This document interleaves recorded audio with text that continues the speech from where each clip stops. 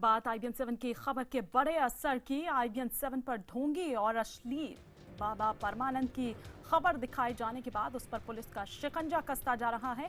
IBN 7 पर परमानंद के driver सुशील का खुलासा दिखाए जाने के बाद बाराबंकी की देवा कोतवाली में परमानंद के खिलाफ एक और मुकदमा दर्ज हुआ है। परमानंद के ड्राइवर सुशील के बयान पर यह मुकदमा दर्ज हुआ है। परमानंद पर अश्लीलता फैलाने, धोखाधड़ी, मारपीट और जान से मारने की धमकी देने की धाराओं में मुकदमा दर्ज किया गया है।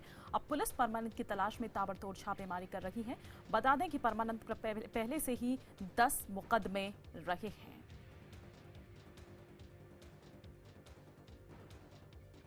तो बाबा परमानंद की तलाश में ये छापेमारी की जा रही है। कहां-कहां ये छापेमारी चल रही है और क्या कुछ अब तक हाथ निकल कर आया है, जानने के लिए सीधे बात करते हैं। हमारे यूपी ब्यूरो चीफ शलामणि त्रिपाठी हमारे साथ जुड़ चुके हैं। शलभ, अब तक क्या जानकारी मिल पाई है इन छापों से रिलेटेड और कहां-कहां ये छापेमारी चल रही है? तो देखिए हिमानी, हमने कल खबर दिखाई थी कि बाबा का जो 10 साल 12 साल पुराना ड्राइवर है उसने भी तमाम चीजें बाबा के खिलाफ बताई हैं और IBN 7 पर खबर दिखाए जाने के बाद पुलिस ने एक और मुकदमा दर्ज किया है ड्राइवर के बयान के आधार पर और ड्राइवर की जानकारी के आधार पर ही तमाम जगहों पर छापेमारी की गई है। बाबा के कुछ शिष्य हैं, उनके यहाँ छापेमारी हुई है और बयान के आधार पर, जो ड्राइवर का बयान है उसके आधार पर दोबारा आश्रम में भी देर रात छापेमारी की गई है। पुलिस का कहना है कि बाबा की गिरफ्तारी की पूरी कोशिश की जा रही है और इस बात की आशंका है कि वो नेपाल ना निकल जाए, तो उसकी कोशिश की जा रही है कि वो भाग ना पाए। शुक्रिया शलभ इस तमाम जानकारी के लिए आपका।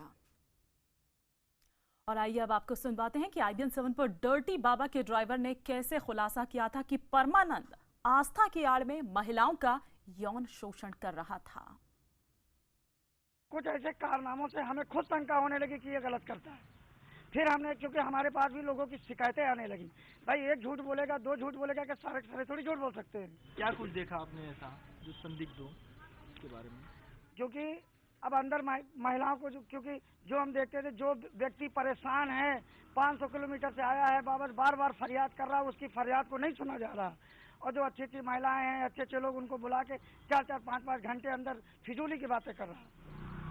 अच्छा, क्या कुछ महिलाएं भी ऐसी थी जो इसके संपर्क में रहती थी बाबा के, जो इसके लिए कस्टमर्स को लेके आती थी?